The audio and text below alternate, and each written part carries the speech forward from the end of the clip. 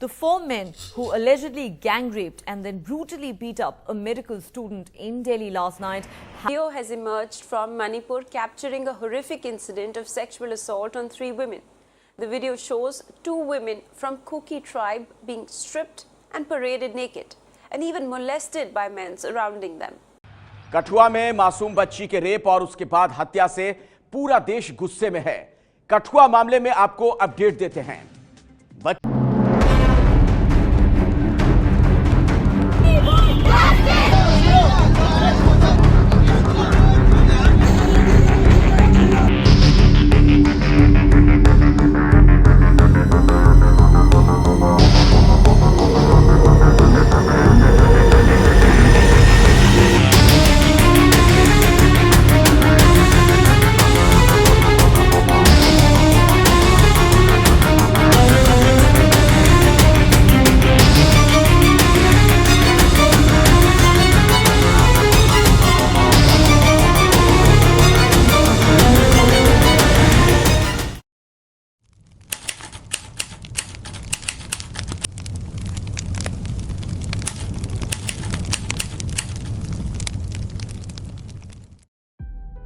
अगर crime against women की बात की जाए तो हमारे देश में सबसे बड़ा क्रिमिनल ऑफेंस रेप को माना जाता है।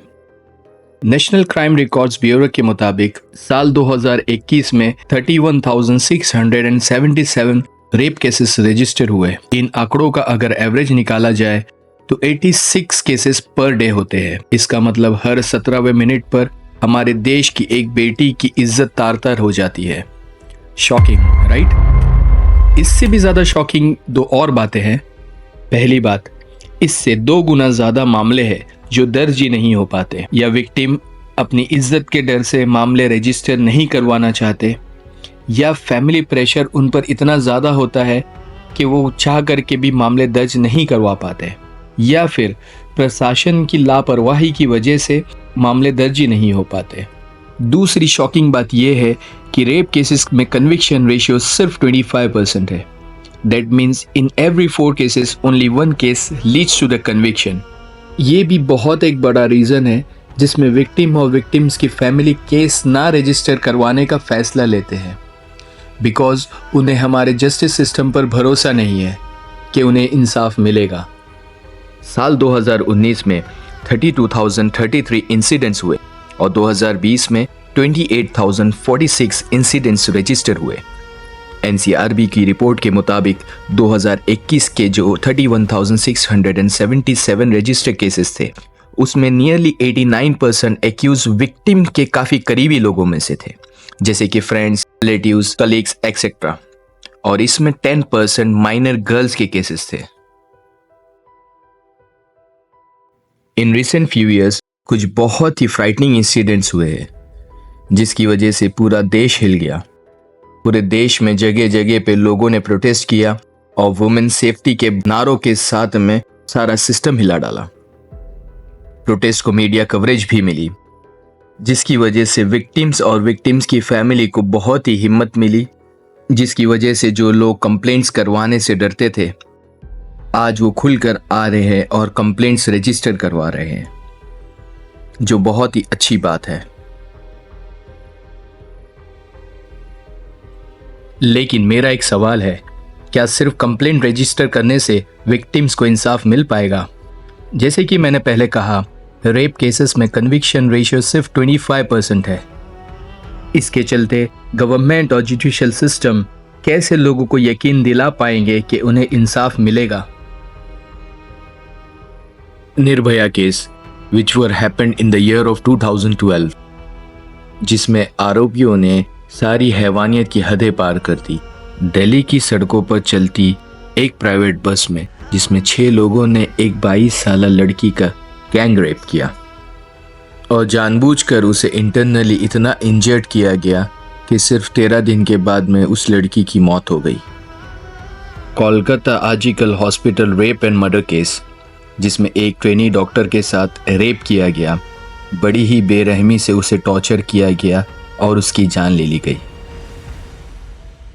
Manipur incident in which 2 women were stripped naked, molested and groped while walked and later gang raped by dozens of men into the nearby field. Kathua rape case, जिसमें 7 लोगों ने मिलकर एक 8 साल बच्ची के साथ गैंग रेप किया और उसकी हत्या कर दी।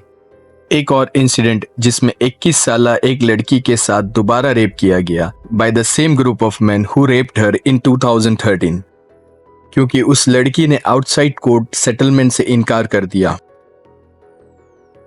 सिर्फ ये ही नहीं, और ना जाने ऐसे कितने हॉरिफिक इंसिडेंट्स हैं जो हमारे देश में हो चुके हैं और कभी भी किसी के साथ हो सकते हैं।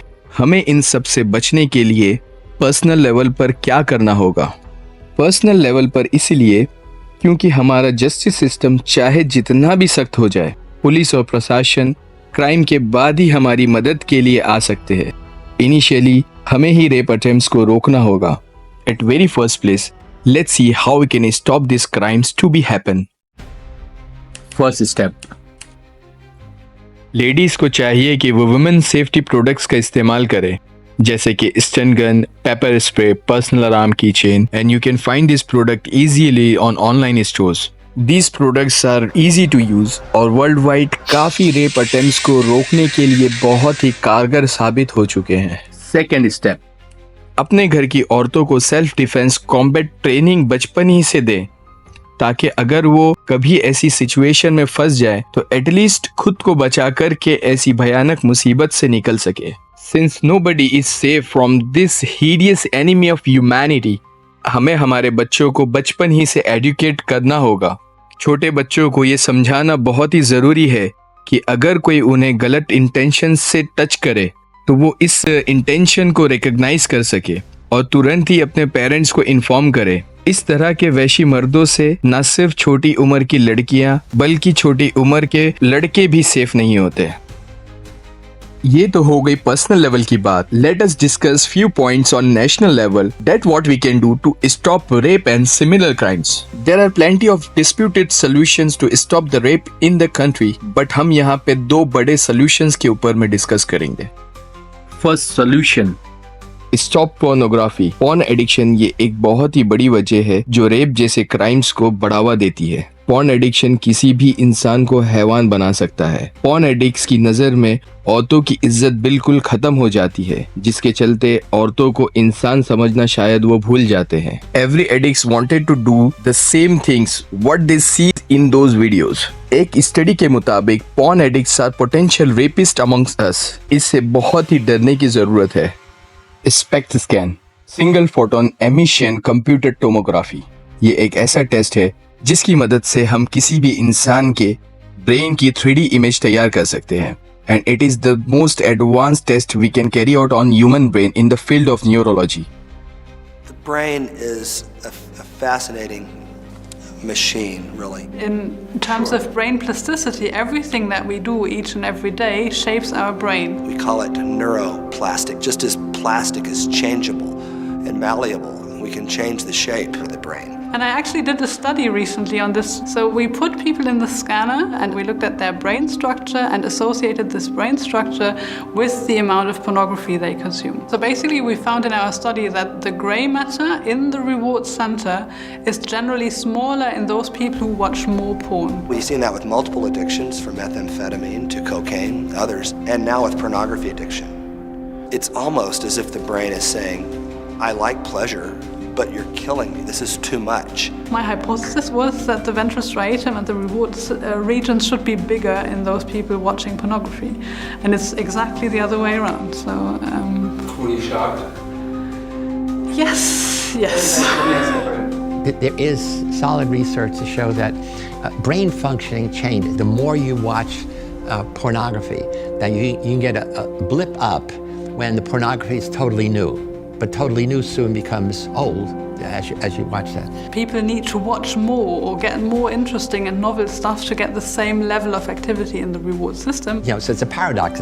When it starts out, porn is turning you on, and the more porn you watch, the less likely you are to get aroused. Which seems to indicate that the normal, regular thing you were used to isn't sufficient anymore. The wonderful thing about the human mind is the power of curiosity to invent, to create, but What pornography does is it puts a straitjacket on our mind to say, no, this is the only thing I'm interested in, and then ultimately that any kind of compulsion is destructive. And this is very dangerous for the health of the brain. और ये shape change के process को carry out करने के लिए dopamine नाम का एक न्यूरोकेमिकल है जो जिम्मेदार है. Bad addiction causes detrimental changes on your brain, whether it may be drugs or pornographic addiction. Second solution: punishments in different countries. China, death sentence. Saudi Arabia, beheading within days as soon as accused found guilty.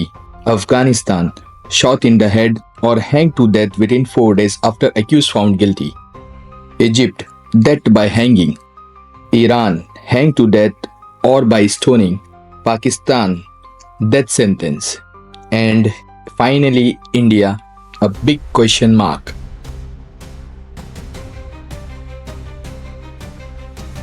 चाहे accused political influence रखता हो या नहीं, हमारे देश में culprits को सजा मिलने में काफ़ी वक्त ज़रूर लग जाता है. इसी के चलते आरोपियों के हौसले बुलंद हो जाते हैं. This is also a major reason which causes delayed injustice. इसलिए हमें एक ऐसा जुडिशियल सिस्टम चाहिए जिसमें अक्यूज को विद इन फ्यू डेज सज़ा मिले और सज़ा इतनी सख्त हो कि अगली दफ़ा कोई भी ऐसा घिनौना अपराध करने की हिम्मत ना जुटा सके.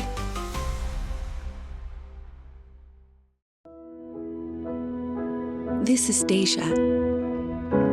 She loves unicorns. Liam likes sports. He wants to play college basketball. Adia dreams of being a TikTok star. Owen loves art, especially painting. And this is Anna. She has her entire life ahead of her. All of these children will experience the trauma of child sexual abuse. Deja will attempt suicide twice in her lifetime.